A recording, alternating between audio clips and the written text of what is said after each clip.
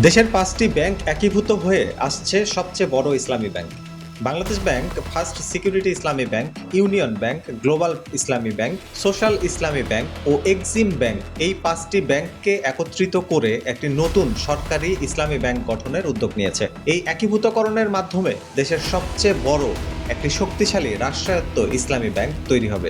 নতুন প্রণীত bank resolution ordinance ২০২৫-এর অধীনে প্রণীত এই পরিকল্পনা বাস্তবায়নে আনুমানিক ৩৫,২০০ কোটি টাকার মূলধন প্রয়োজন হবে। এর মধ্যে ২০,২০০ কোটি টাকা দেবে সরকার এবং ১৫,০০০ কোটি টাকা সংগ্রহ করা হবে প্রাতিষ্ঠানিক তহবিল ও প্রাতিষ্ঠানিক আমানতকে রূপান্তরের মাধ্যমে।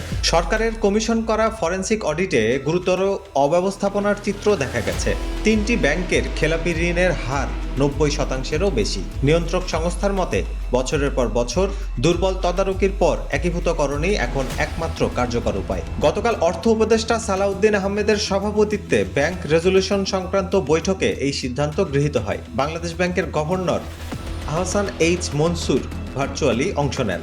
বাংলাদেশের ব্যাংক খাতে এটি এখন পর্যন্ত সবচেয়ে বড় পুনর্গঠন উদ্যোগ। কর্মকর্তারা জানিয়েছেন, এই উদ্যোগের উদ্দেশ্য ব্যয়বহুল লিকুইডেশন বা অবসায়ন প্রক্রিয়া এড়িয়ে চলা এবং শরিয়া ভিত্তিক ব্যাংকিংয়ের প্রতি আস্থা ফিরিয়ে আনা। হাসান অয়ন, উইকলি ইনকিলাব।